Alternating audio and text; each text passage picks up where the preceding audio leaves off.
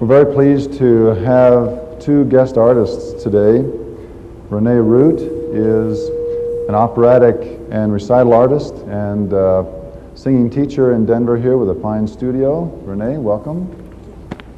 You can clap. And Tony Church, who is a renowned Shakespearean actor and Dean of the National Theater Conservatory at the Denver Center for the Performing Arts. Tony?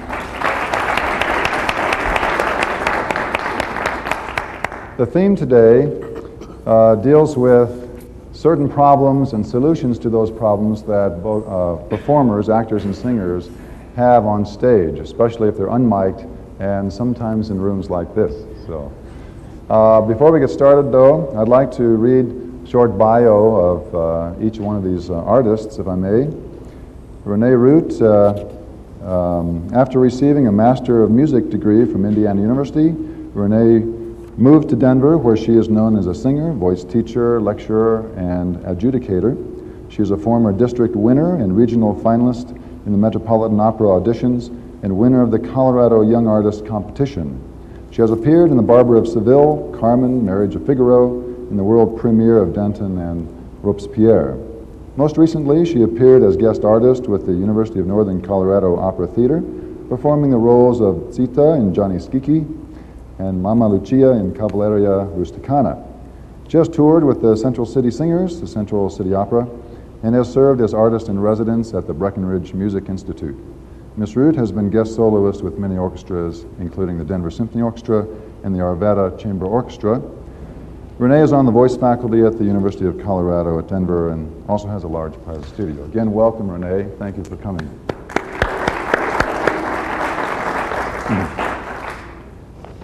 Mr. Tony Church has been Dean of the National Theater Conservatory of the Denver Center for the Performing Arts for nearly 5 years. Before coming to Denver, he was a leading actor in the Royal Shakespeare Company for 28 years. He's an associate artist and founding member. For 6 years, he headed the drama department of the Guildhall School in the Barbican in London and was the founding director of one of England's premier regional theaters, the Northcott in Exeter. He has directed many productions, including those of the National Theater Conservatory, the Santa Cruz Shakespeare Festival, Colorado Shakespeare Festival, and the Arts San Antonio. Mr. Church's many published lectures and essays on Shakespeare are definitive sources. He has recorded 26 Shakespeare plays on the Argo label, has given recitals in many countries, and is a member of the Denver Center Theater Company, having pleased the local community in such roles as Scrooge in A Christmas Carol, Beverly Carlton in The Man Who Came to Dinner, Malvolio in Twelfth Night, Lord Nutfield in Bon Voyage, and perhaps most importantly for this audience, Einstein in the play Uncertainty, which was a lot of fun. Welcome, Tony. Thanks for coming.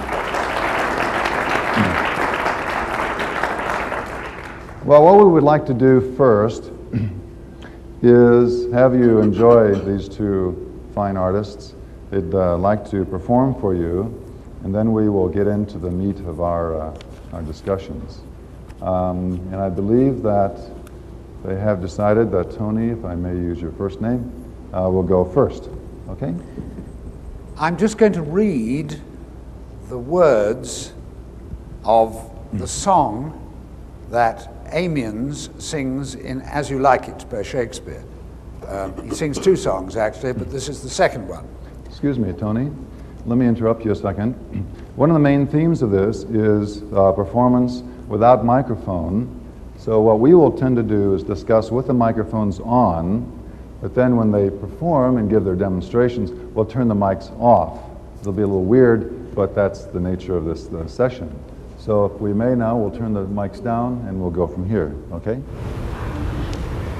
Blow, blow, thou winter wind. Thou art not so unkind as man's ingratitude. Thy tooth is not so keen because thou art not seen, although thy breath be rude. Hey-ho, sing hey-ho, unto the green holly. Most friendship is feigning, most loving mere folly. Then hey ho the holly, this life is most jolly. Freeze, freeze, thou bitter sky, thou dost not bite so nigh as benefits forgot. Although the waters warp, thy sting is not so sharp as friends remembered not. Then hey ho, sing hey ho, unto the green holly. Most friendship is feigning, most loving mere folly. Then hey ho, the holly, this life is most jolly.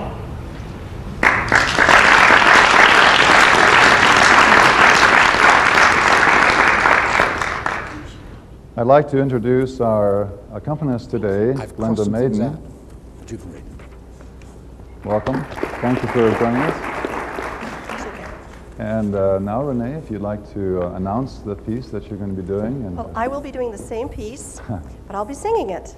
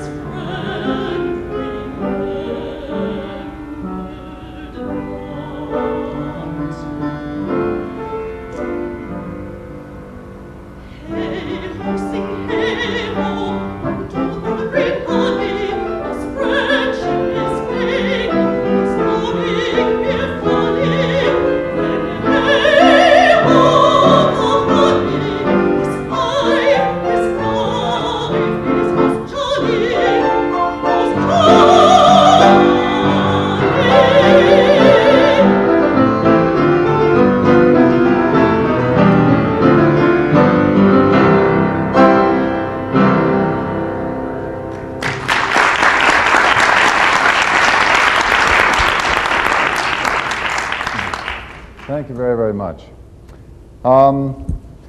Let's have the first overhead.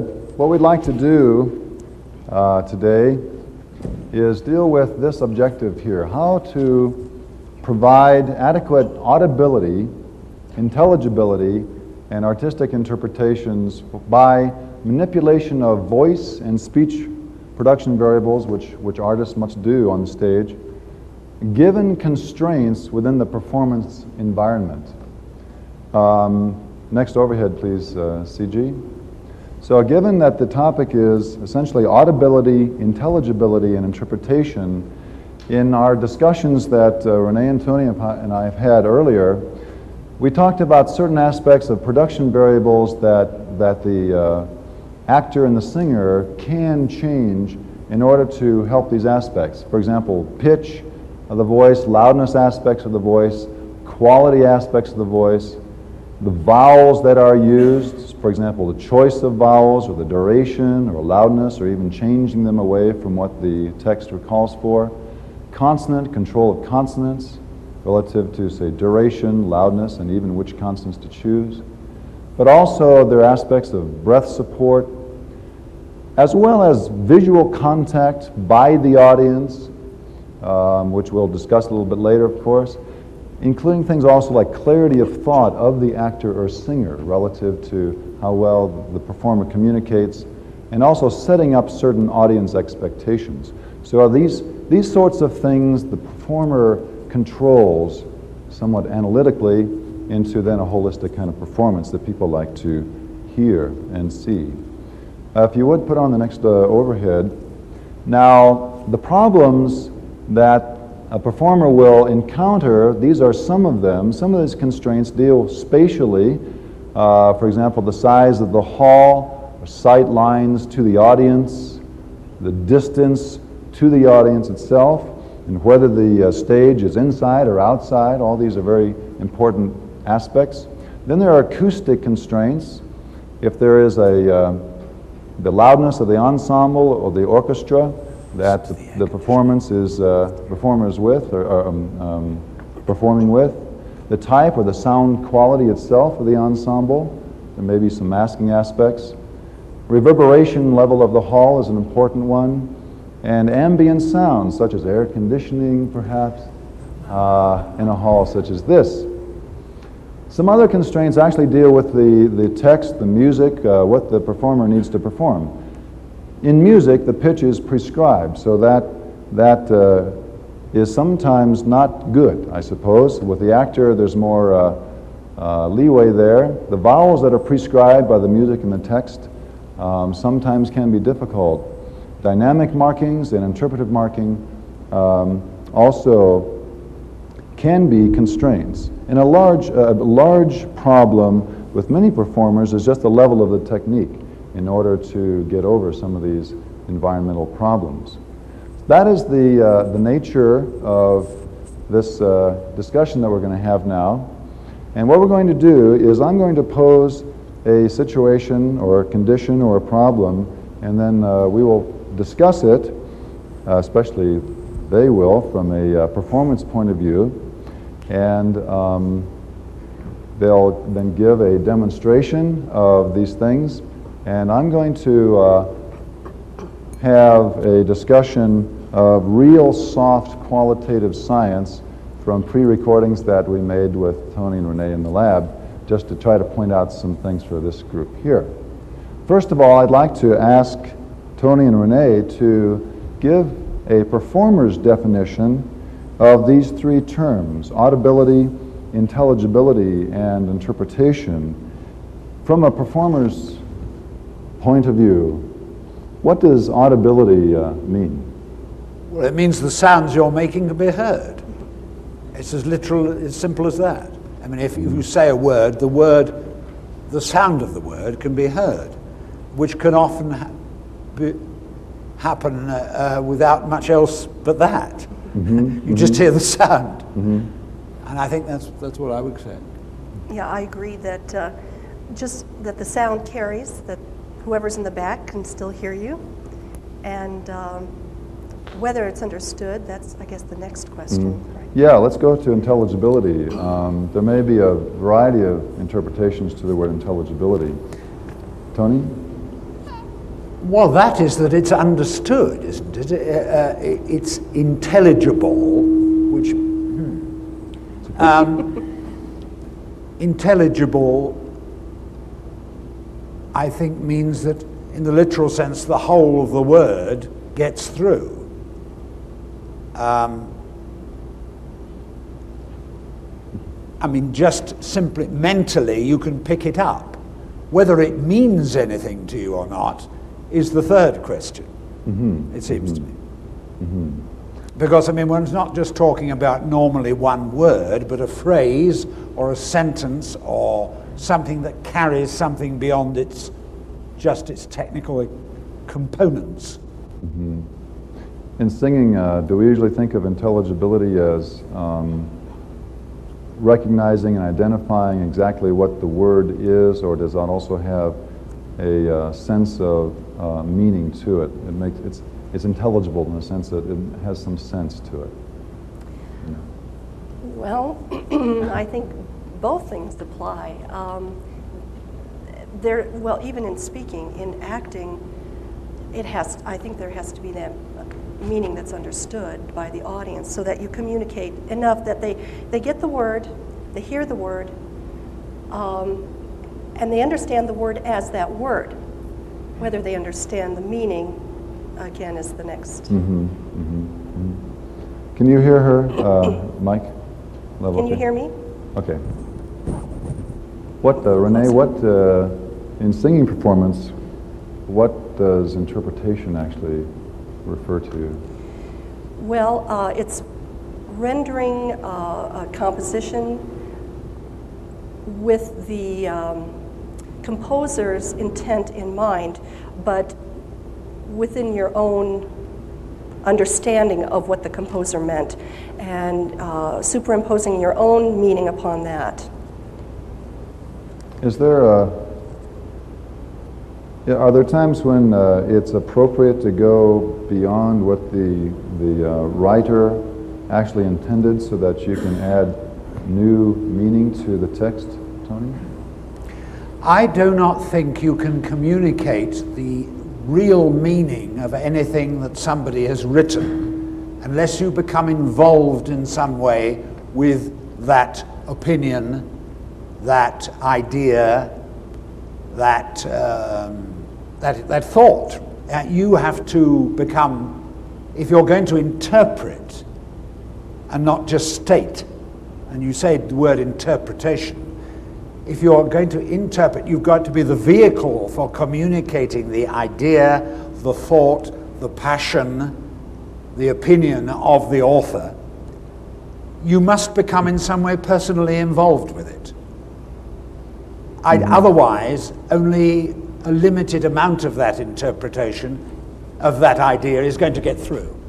And what is the connection between that level, which is upstream, so to speak, of the desired intent, and the actual sound production that comes out of the face? I mean, I don't know how you feel, René, but I think that if you can identify, as you do it, with the author's passion, thought, idea, you will automatically start to articulate it and get it through better. What about? I mean, I think that, as I teach acting, I teach people to try and think what it is they want to communicate first of all. Then the machinery comes second. And if you want badly enough to communicate, you will communicate. I mean, you then have to learn various techniques, but it's going to have to come from a desire in the first place, I think. Is it identical in singing, and where does the technical skill come in? Well, unfortunately, the technical skill for the singer needs to come first. And so often you will find singers who sing well but don't communicate anything. They stand there perfectly blank and they're saying the words and you can hear them and you can understand them, but it doesn't mean anything. It's boring. So one thing that we as singing teachers need to do is to try to incorporate that acting, that getting into the music and understanding it and making it your own much sooner than we do. But it is a little different in that respect, that we don't concentrate on just the interpretation right off the bat. Very good. Let's move on to our first demonstration aspect, which deals with soft artistic performance. That is, many times a singer and an actor must speak and sing at low levels of volume.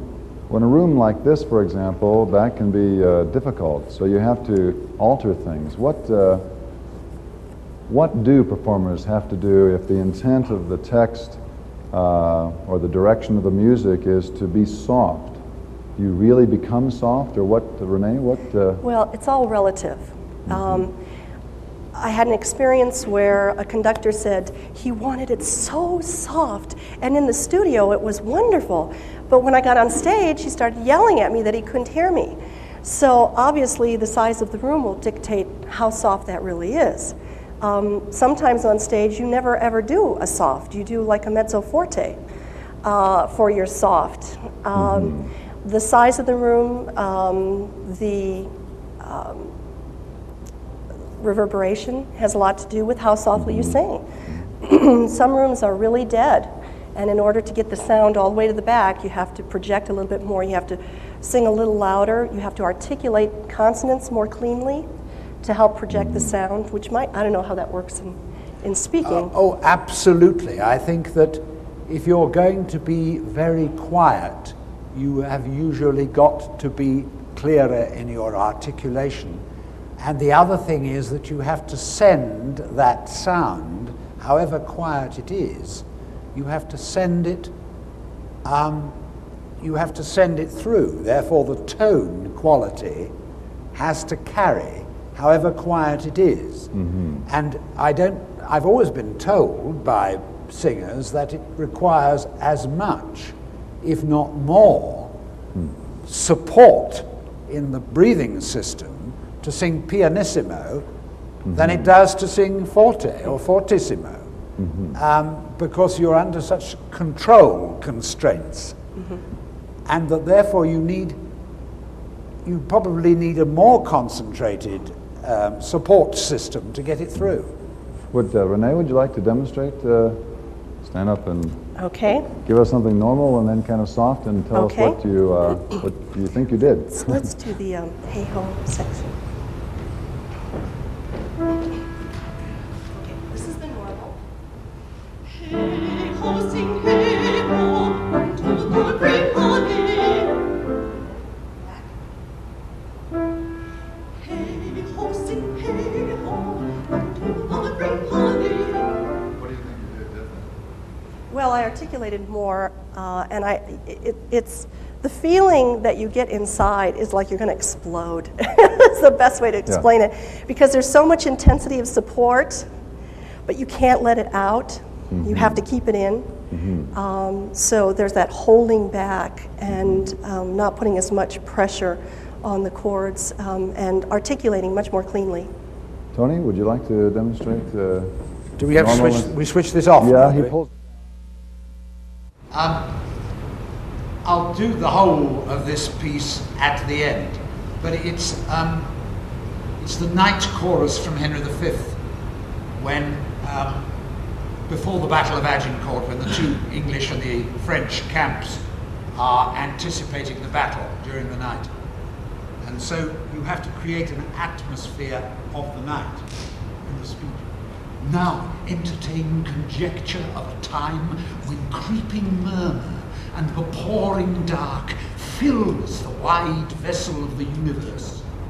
See, I mean, I have to use a lot of intensity, a lot of eye work, a lot of articulators, and the tone is hushed. But it actually requires more pressure. As you say, you do more work inside to get it through than when you're making a lot of noise. I think You that's also do visual. well, all the bits you do. Thank You you. have to have your back to the audience. Oh, doing Yeah, I that. can't have Not your back so to easy that. with your back to the audience. Well, the backs to the audience is definitely soft. Right, that's Yeah. another issue. Well, we recorded Tony and Renee, and we have. Why don't you play the first recording here? And it's first Tony, I believe. Those friends thou hast, those friends thou hast,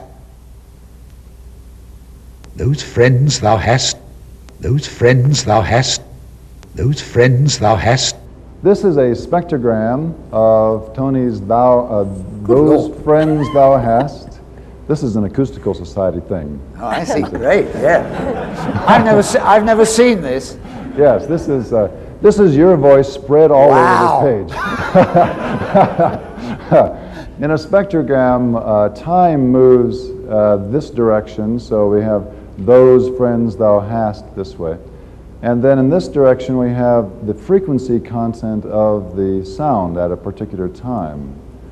You can see darker and lighter areas. For example, this is in the ah of thou. And this band here, this dark band here, refers to the first formant or first resonance, and this is the second formant or resonance of your voice. And the darker it is, the more intense it is, okay?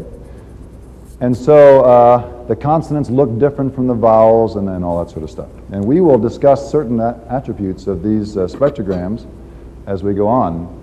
This is the soft rendition that we just heard, and this is the normal. First thing you'll notice is when you were doing the soft, it's longer in time.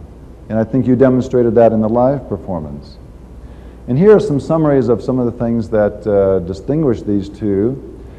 If you notice the vowel length, this is the vowel ow, or diphthong, and it's about the same length down here. A, as in hast, is about the same length.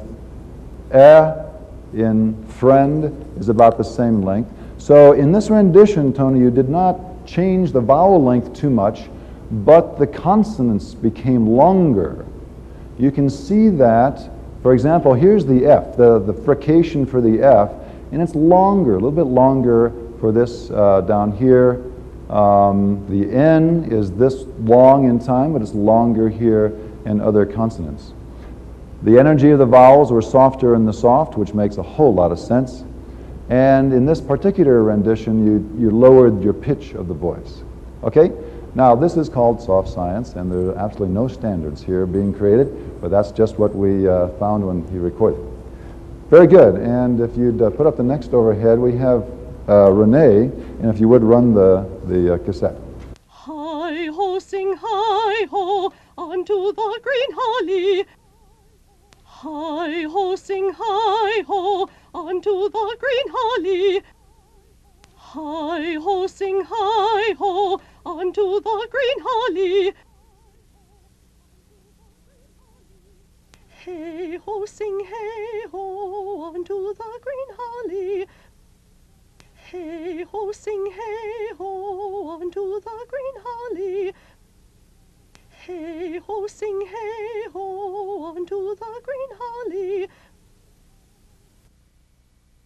Well, here instead of a spectrogram, we have an RMS, or kind of an intensity rendition of the sound, as well as the fundamental frequency or the pitch of the voice in both cases. Now, the first thing we notice is also in this microphone recording, you notice the amplitude here is more than here, and also that makes sense between loud and soft, of course. And an interesting aspect, if you notice these wiggles here, they refer to vibrato change. Okay? So this is the amplitude vibrato change. You'll notice that these swings are much greater in the loud than in the soft, in absolute numbers. Although if we look at the ratio, it could be that the relative amount of amplitude change is the same in both, and that might refer to, may simply refer to a greater subglottal pressure for the louder rendition. Very interestingly, the change in pitch here, see this change? This is the vibrato, goes up and down in pitch. The extent, how much goes up and down, the extent, and how often it occurs, the rate, are about the same in both renditions. So she maintains that as part of her artistry. Again, we haven't done quantitative aspects, but the eye is not too bad here. Renee also uses a little more legato and linking between words. For example, ho, 1, 2 is connected here but disconnected there. Very good. Well, let's move on to the next item. If you are working in an acoustic where you've got a lot of things against you, like reverberations, large space, ambient noise like we have here, I'm thinking particularly of the problems of, for instance, reading the lesson in a church. If you drop below a certain pitch, the probability is you won't carry, which is why people saying things in church send to pitch rather like that. Hear also what St. Paul saith. you don't get here also what St. Paul saith, because you don't know what St. Paul saith. And you will find that clergymen, certainly in the Church of England, the Episcopalian Church in England, tend to adopt a rather fluty, high, white sound that carries like that very easily. But you notice that the pitch range is rather narrow. It never goes below that. In fact, may go even higher, but it'll never go below that.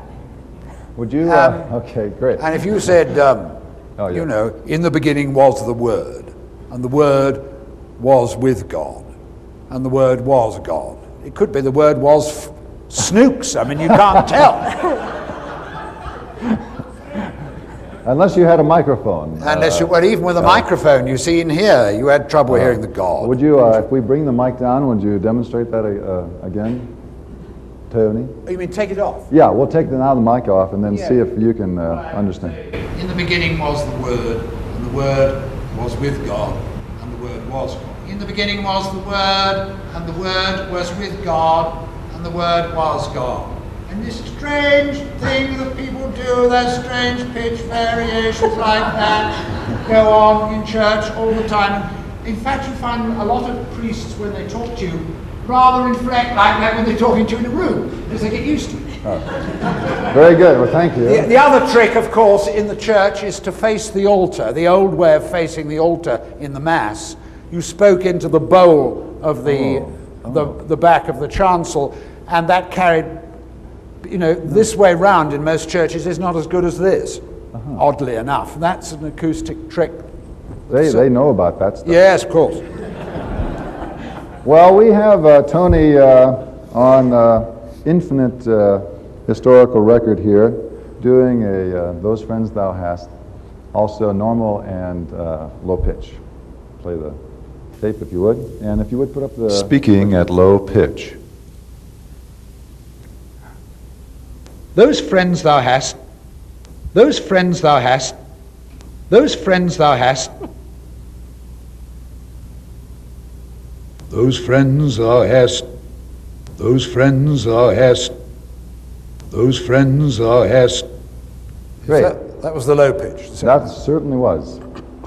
Yes, the low pitch. Okay, well, in this particular example, again in the low pitch, we have that Tony has produced it in a longer time period, which is not permissible too much for the singer, by the way, which we'll get to. And a number of things can be pointed out. Contrary to what we just saw before, now the vowels also are longer in the low pitch. If you take a look, say here's a, it's this long, and now it's this long. The ow in here is now much longer, and most of the consonants also are longer. So he has prolonged in this sample both the consonants and the vowels. You might also notice that the four-man frequencies in the low pitch are also lower in frequency. This first four-man and this second four-man, for example, are lower in frequency than this four-man and that second four-man. And that probably is due to a lower larynx production when you recorded this, Tony, and that lengthens the vocal tract and lowers the four-mans. So, great. Well, thank you. Let's move on to our next example, which is curious. Singing off pitch is something that we sometimes hear. And Renee, what may cause a singer to sing off pitch, and what are the consequences for life? No, for audibility and intelligibility and career benefits? Well, you won't go into music. You won't go into Excuse music, me. yeah. There are several things that could cause someone to sing off pitch. Suzuki, I don't know if you're familiar with Suzuki. He has a famous violin method and piano method of teaching. He feels that singing off pitch is learned. like he refers to it as the mother tongue or the mother language, that if you take a Japanese child and put it in an American home, they will learn to speak English just like Americans. And the same is true in reverse, because it's part of their environment that they learn those things. So that a child who is put in a home where there is no music, or very bad music, or a mother who sings lullabies just all over the place or whatever, that the child gets used to hearing that. And so they then repeat what they hear. That's tonality to them. They can learn to sing on pitch, but it is excruciating.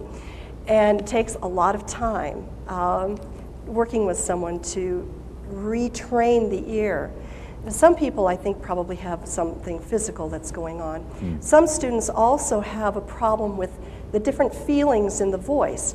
And when I sight read a piece of music, quite often I don't have perfect pitch. I have relative pitch, where I have an idea of where it is.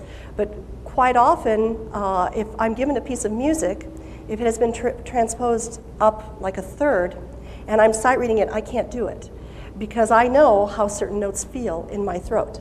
They have a specific feeling. And so I'm used to feeling the different areas in the voice, and that helps me with the pitch. Some students are totally unfamiliar with these different areas of the voice and what they feel like. And so that can cause them to sing off pitch. I have a couple of students right now that are have that very problem. They're singing right square in the middle of the note in most of the voice, and then they get into a certain area, whether it's high or low, and they're just all over the place. So there are various things that can cause that. Do you think that's because the musculature and balance of muscle use is just not developed yet? Or? That's part of it, and as they start developing it, it does improve. Would you like to demonstrate something on pitch and On something pitch? off pitch? Okay. On pitch is much easier. Oh, thank goodness.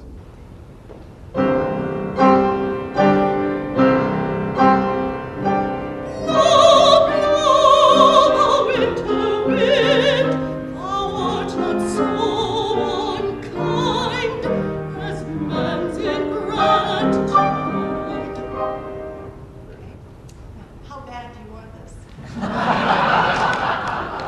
I would say that for the naive listener, it should be obvious. Really bad, okay.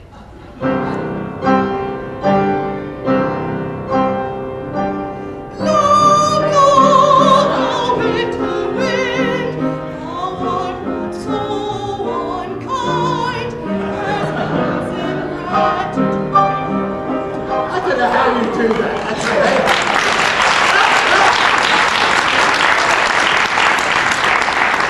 That's very difficult to do it. And furthermore, I didn't think we needed any acoustic analysis of it. So we'll move on to our next. What? I mean, does panic cause it a bit too sometimes? Oh, sure. The people have, when they find it something difficult to learn, and panic tends to muddle the responses, doesn't it? Also- I have actors who find it difficult to sing on pitch until they know something very well. Then they're all right. Is there Also- a? Oh, I'm sorry. Go ahead, please. Also, over and under support. It's support. They'll sharp or they'll flat. You know, not enough support, they'll flat. Too much, they'll sharp. Yes. Relative to being on pitch, is there a analogy in the spoken text? That is, does a person rehearse and gets down the lines of certain intonations and then No. they go off? No, it's different, but I do know that some actors have great difficulty hearing inflections.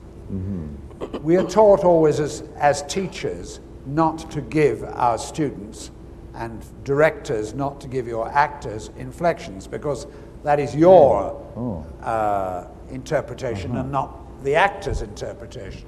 But sometimes it is almost impossible, particularly when dealing with a poetic text or a classic text, not to say, well, if you are saying on the one hand it's this and on the other hand it's the other, antithesis in fact, on which a great deal of the language of Shakespeare is built. you've got to pitch one against the other in order for the audience to understand that that's what's going on. Therefore, the actor has got to be able to hear an upward inflection and how it balances with another inflection in order to communicate meaning. And if you get an actor who doesn't hear his own voice very well, he gets muddled and all over the place. So that's the nearest equivalent to it I can think of. Would you mind giving us an example of, say, relatively monotonic delivery plus Yes. one that is nicely inflected? Well, this is a part I have played. It's the part of Polonius, the Lord Chamberlain or Chief Minister in Hamlet. And he gives a famous speech to his son when he's giving him advice before he goes back to university in Paris. And he says,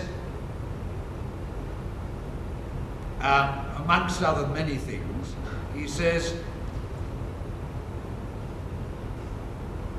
"Give thy thoughts no tongue, nor any unproportioned thought his act. Be thou familiar, but by no means vulgar." So you can say that more or less flat, or you can say, "Give thy thoughts no tongue, nor any unproportioned thought his act." You see what I'm doing there in order to make that clear? And if you don't do that, You get lost in a morass gradually as the speech goes on, and it becomes very boring. Now, it may become a great nuisance to Laertes, the son, to hear his father's advice, and the old man is supposed to be a bit pompous. But if, being that sort of person, and if you're acting it, of course you want to act, you almost exaggerate that pointing and those musical variations in order to make the points. If you just said, "Give thy thoughts no tongue, nor any unproportioned thought his act," then so what? Yeah. Really. So intonation has a great deal to do with the Oh, I think interpretation. intonation has, when working with any text written earlier than 50 years ago, you need a wide range of intonation to make it clear. Speaking with too little and highly inflected intonation.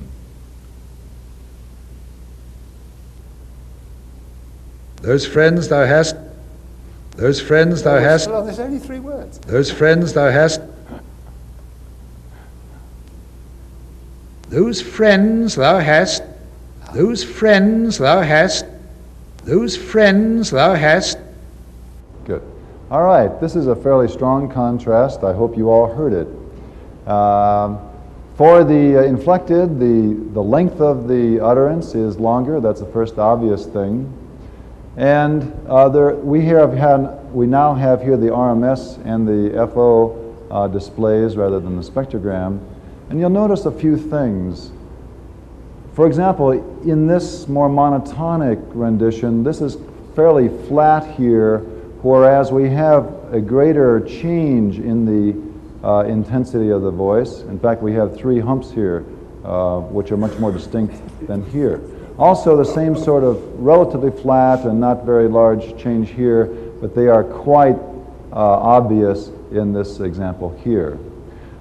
In the fundamental frequency excursion, this rises, but not as much as it does in this more inflected version.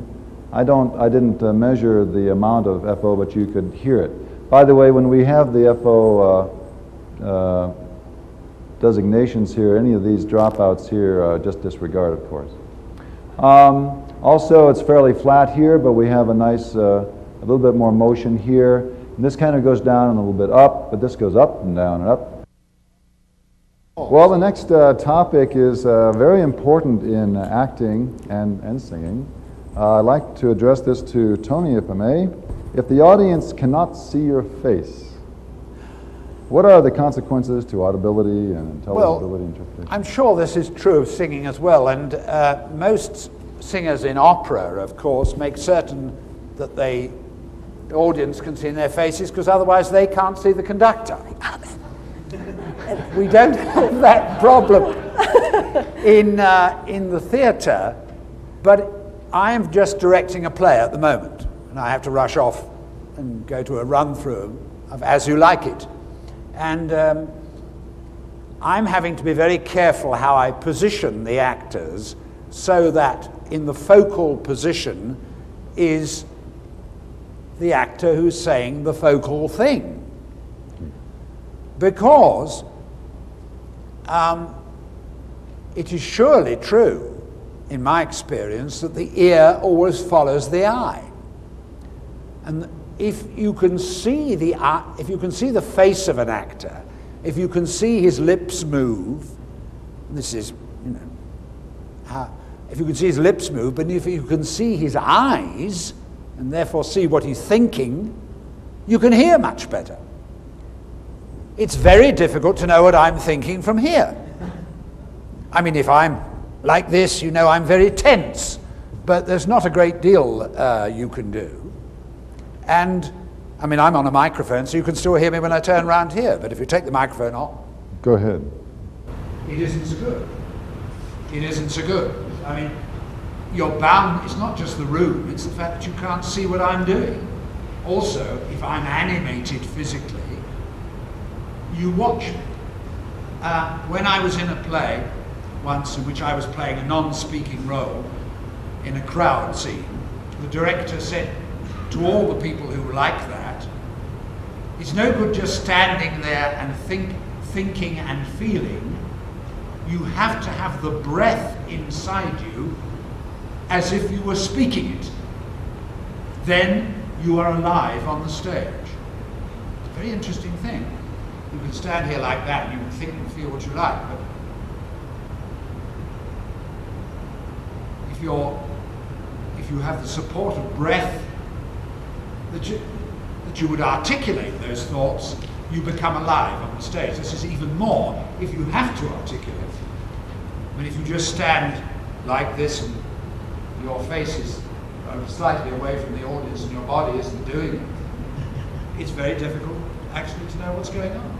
That's all it is. It is difficult to see the conductor when you have lights in your eyes so that you can't see anything. And they usually will have something behind the conductor, like a white cloth or something, so that you can see his black tuxedo against it. But again, with anything where there's an orchestra or a band or something playing, music theater, opera, you have to project over an orchestra. So any turning to the side, you're going to lose it. It's gone. Mm-hmm. And so we cheat out. We call it cheating, and we cheat out. Yes. Mm-hmm. Mm-hmm. Very good, thank you. Let's move on to the next topic, which is dear to the heart of many people in ASA, and that's hall reverberation. Let me ask you this, I guess. If the performance space is quite reverberant, such as some churches, what does a performer have to do to perform successfully and deal with these issues of audibility, intelligibility, interpretation? Renee, what does a singer have to do? Well, it's nice to get all that feedback when you're a singer, but unfortunately, if it's too reverberant, then it sounds like mush, and everything just mushes together. And so you have to rely more on the consonants and actually stopping any legato singing and going into a more detached sort of singing, marcato, just so that the pitches are clear and more distinct, and the words. Yeah. Mm-hmm. Would you like to demonstrate what you might do if you were in a reverberant room? This is kind of nice here because it's not too reverberant. Yeah, it's and, just right.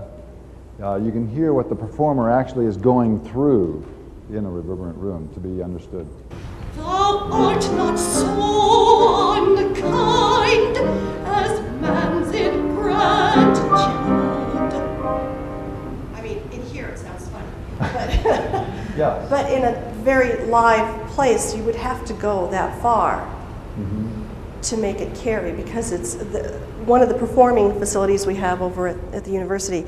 It's huge. It's an old church, and of course the best sound is if you face into the altar, but we can't do that when we perform. So we have to face out, and it's just completely lost and garbled. I've heard some singers who, in fact, over-articulate and go too far. How does that harm the performance or the production? Does it hurt the performance? Oh yeah, it affects the communication of the text if you go too far. And what about physiologically? Can you just...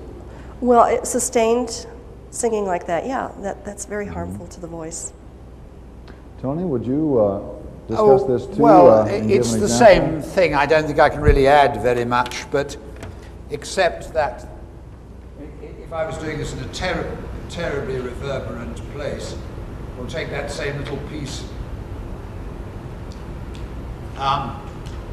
which is those friends thou hast and their adoption tried, grapple them to thy soul with hoops of steel.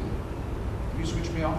I think you are. Oh, So if I was saying that in Westminster Abbey, I might have to say, those friends thou hast and their adoption tried,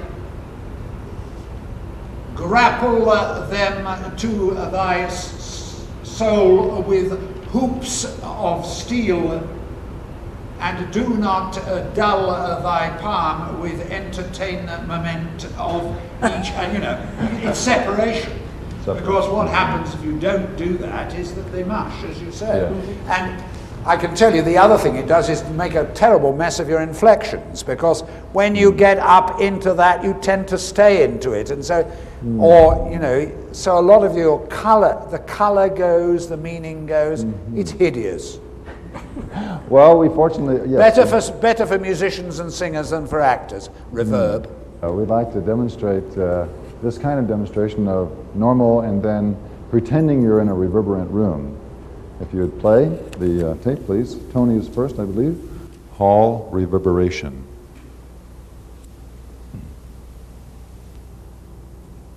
Those friends thou hast, those friends thou hast, those friends thou hast, those friends thou hast, those friends thou hast, those friends thou hast. Good. Okay, in this rendition of this phrase that we know so well now, in the reverberant room, as in the demonstration here, it's much longer. All of the sounds basically are lengthened. You can tell in the N and the H and the S are considerably longer than in the normal production. In fact, they're almost doubled in length. And as was very prominent in the live demonstration, Tony added the at the end of words to finish them off, and you see it also here. Those friends thou hast. There's also more aspiration after the T. The whole idea is to make sure that the end of sounds are heard and the beginning of sounds are heard. So you lengthen sounds. If there's reverb on the last sound, you can lengthen the next sound so that by the time that's off, you hear the next one. That would be one strategy. Or you put space in between sounds so that you can, again, hear the beginning of the next. There's also a silence, introduction of silence. After the friends, a little more silence here than before, things like that. And if you would then play the next one, Renee also gives a rendition of this. Thou art not so unkind, thou art not so unkind, thou art not so unkind, thou art not so unkind, thou art not so unkind, thou art not so unkind. Very nice, Renee. You're clipping me. A number of things stand out pretty well. There's glottalization of words that begin with vowels so that there's a fine, strong onset. Because in the music she is confined in time in order to, when consonants are lengthened or there's more time, silence time, she has to shorten the vowels. So you'll notice that the vowels are shortened in the more marcato kind of production. There are new silence gaps. There are longer voiceless fricatives. For example, this S and this S here. There's more longer aspiration for the K. Also over here. Okay? This kind of singing is very hard on the voice and the body physically to articulate that much all the time, and it disrupts the flow. And it's just not the kind of singing you can do all the time. Well, as to whether there is an equivalent in speech of the sacrifice that is sometimes made in singing of intelligibility for the quality of the tone. Now, in speech, I think it is almost inevitable that intelligibility must rule. I can't think of an example otherwise. I mean, sometimes when people are in a great passion, the tone gets strangled, but that's not intelligibility, that's emotion. So I can't think of a case. Thank you. Let's move on to our next topic. Renee, singers learn to alter their sound quality on purpose. What are they attempting to do, and how is that related to audibility, which might be obvious, intelligibility, and interpretation? When you say alter their sound, are you speaking specifically about the vowel? Yeah, the vowel quality, Okay. singing quality, and Okay. modification. Okay. Well, we do Modification. change the vowel, adding color or taking color out, depending on the text. But also, we do what we call vowel modification, where as you go up the scale to higher pitches, you must change the vowel. You cannot sustain the same vowel sound that you have on the bottom. It's awful to listen to someone who does not change the vowel. When the vowel is changed, and when I say changed, what I mean is that all vowels go towards an ah at the top end of the scale. That they open more and more and more, so that if you have an O sound, oh, so the higher you go, the more you open the mouth to allow more resonance, okay? If you have an E sound, yeah. So as you go up the scale, everything goes towards an ah sound, which is why somebody said something about sopranos. You said something about sopranos. Any voice in the high end of the range has to do this. But sopranos get the most flack because they're always in the high range, and quite often they don't use enough consonant to help identify the word, the text. But we change the vowels to maintain the same quality as we go up the scale. Would you like to demonstrate one which is not really well modified, affecting things like audibility and enjoyment and maybe even intelligibility for that matter? Okay. Just a scale? In fact, let me ask you this. If a person does not modify to preserve the vowel that is specified in the word of the text, doesn't intelligibility potentially increase, or does it detract so much from the sound? You can understand what the person's saying. The problem is you won't want to listen to it. Yeah, you'll understand perfectly, but it's very hard on the ears. Also, if you don't modify and the sound is not loud enough, even though the vowel might be right, they may not hear it over the Well, that's true. ensemble. It may not carry because the resonance isn't there to help it carry. Okay. What would you like to demonstrate? What vowel would you like? How about singing instead of a vowel, how about singing a phrase? A sequence of words. Okay. With and without a proper modification. Yep. Till you find your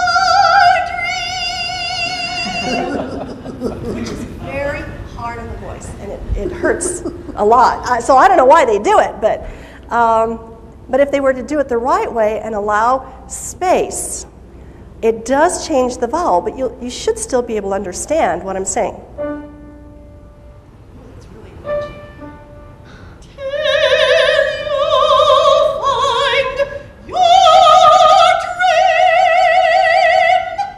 Yeah, great. I sang dream. I didn't sing dream, but of course I've already said it in the song, okay? So people usually know what you're saying. But you will hear singers do that often, and it's so easy to just drop the jaw and let it resonate, and it doesn't hurt when you do that. Would you go up the scale, just on an ah, just once, with and without? Well, we don't need R. It should be another vowel, shouldn't it? Okay, you want to try ooh? Sure. We're going to Okay. demonstrate ah with the recording. if that's Okay, So, all right, yeah, you just want go- ooh? Okay. Sure. Ooh's fine. Without modifying or with? Without and then with. Okay.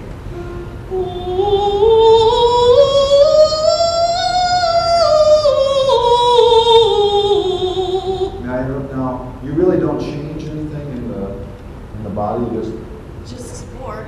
Yeah. I'm just holding this as still as I can. like you're not trying to make it lousy. That's the point. No, I'm You're not. just No, not I'm just changing. Not holding changing. it Yeah. in one position and not changing it.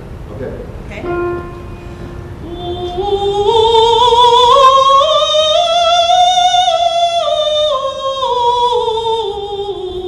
And what do you do to keep that resonance? You open your mouth. I open my mouth and I try to maintain a space at the back.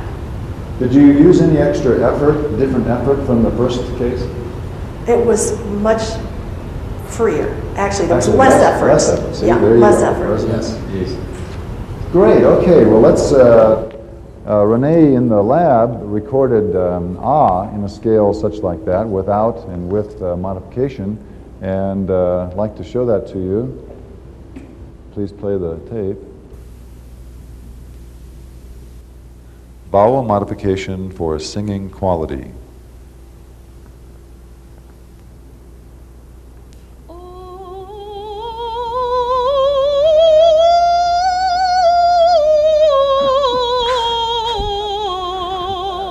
It's harder to listen to than sing.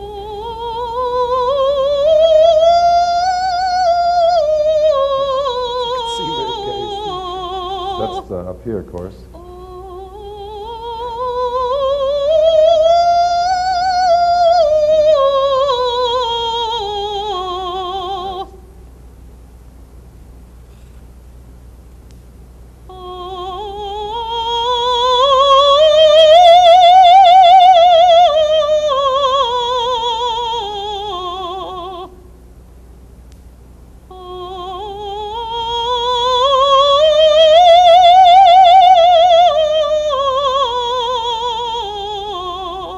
Got my little crack at the end. Got my little crack at the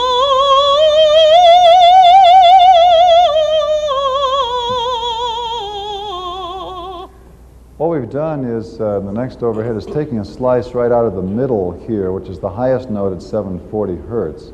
CG, if you'd put that, CG, would you put the next overhead up?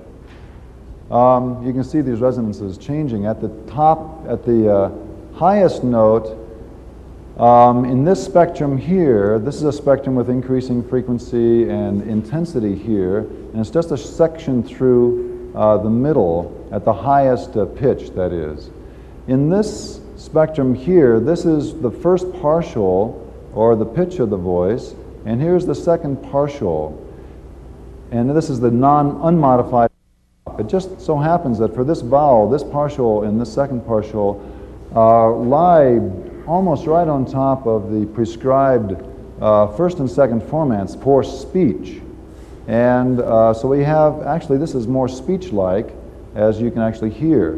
Then there's a clustering over here, and there's a dropout here.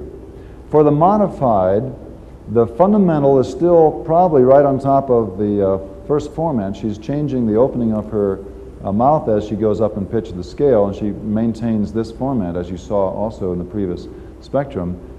But then, most likely, we'd have to look at this. This formant may move a little higher, and this formant grouping here may move a little lower. There's probably a motion of these formants here moving this way and there, so that you get this clustering here, which is between around 3,000 and 4,000 hertz. So primarily we're hearing this fundamental on a formant and this structure here, giving that nice resonance. Some conductors want their chorus to have a more operatic sound that goes through this kind of thing. And some conductors want a purer, boy-like quality to their sopranos. So they would then try to get everybody to have the same kind of sound, same resonance. Mm-hmm. Yeah. Certainly with the early music movement now, there's been a tremendous amount of people who want white sound really at the top, and it's very common. And of course, in your contemporary styles of singing, it's a little different too. You won't go for that much resonance. The question is, what do we do in order to simulate shouting? Or a higher level than normal? Yes. Well, of course, shouting is a word which makes me blink a bit. Now, to give an impression that you're shouting at somebody in the theatre without actually damaging your voice, which is what, you see, it's very interesting. In real life, people can shout and not damage their voices and make a very ugly sound, because it actually really genuinely comes from a genuinely nasty emotion. Now, it is very difficult when you're acting to be as totally emotionally involved with the sound you make as if you've actually thought of it and it's actually really come out of a real event. That is the great problem. Like screaming. My voice teacher was here, she would teach you could all learn in 10 minutes how to scream without wrecking your voices. There's a trick to it. It's a lot to do with making a noise that's really more like singing, but it sounds like screaming in context. But shouting is terribly difficult to do. If you're on a bad matinee when you're not feeling very inside it, when you're giving a bit of a technical performance, that is the time when you've got to be very, very careful, because you're liable to push on the chords in the wrong way. But you can give an impression of shouting at somebody by raising your voice and by calling the sound a bit more. It sounds a bit more like shouting. And the other point that you made, I think, which was a very good one, is that, of course, anything loud is only loud in relation to something else being soft. So if you create a quiet moment and then suddenly make a loud noise, it sounds like shouting. If you're making a loud noise anyway, and then you want to shout, that's more difficult. So there are tricks here, particularly the tricks of contrast, which you can use to help you. But it's not easy. Yes, as singers we can change the color of the vowels to help interpret, because you're sustaining vowels when you sing. So you can do that. When you speak, it's a little bit harder. But in singing, you might hold the same vowel for 4 beats. And you can brighten it up, you can darken it, there are a lot of things you can do to make it sound, like you said, like you're backstage when you're really very close. But it's easier to maintain the same quality. We don't, in terms of production. If the composer, of course, is wanting you to give the impression of shouting, he will write usually some rise of pitch or something into the score. A high note. I mean, like sangue, sangue, sangue. I mean, it does it for you if you sing it. And we don't usually scream. We avoid that. Well, we are going to conclude this with Renee and Tony doing something else for us. Before that, I'd like to thank Glenda for accompanying Renee. Thank you very much. Also, I'd like to thank C.G. Guo and Willie Winholtz and Kimberly Fisher and Ed Logston from the ASA, Eric Bokenkamp for tooling the dials over here, and the ASA in general for this opportunity to bring two of our renowned local artists to you and share this with you and share some soft science with some great singing and acting. Okay, who wants to go first? I can go. All right, I will vote for Renee. Okay. This is Lonely People by Jean Berger from a song cycle called 4 Songs.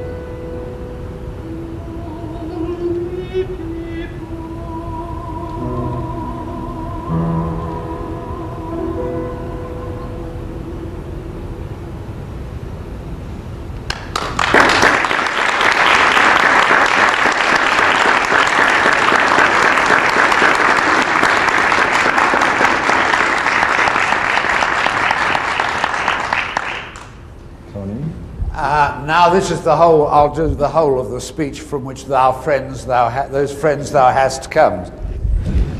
Polonius is, giving this advice to his son. Yet here Laertes aboard for shame. The wind sits in the shoulder of your sail, and you are stayed for. There, my blessing with thee. And these few precepts in thy memory look thou character.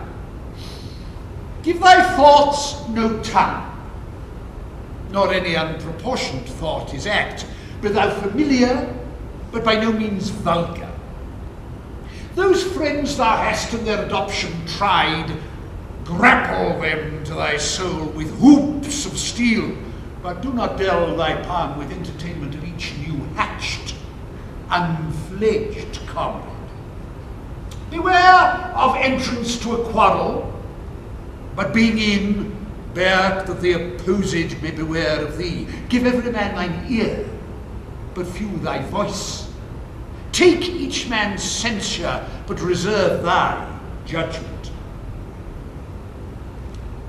Costly thy habit as thy purse can buy, but not expressed in fancy. Rich, not gaudy, for the apparel oft proclaims the man, and the enfrance of the best rank and station are of the most select and generous chief in that.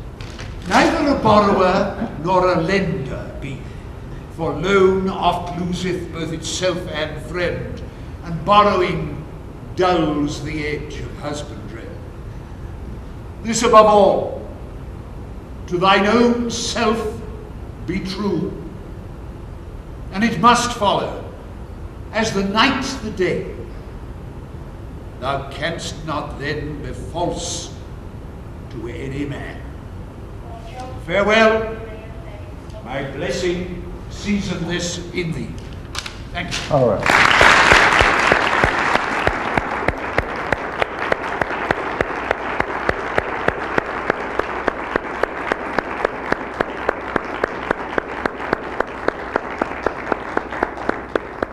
Thank you very much, and thank you for coming.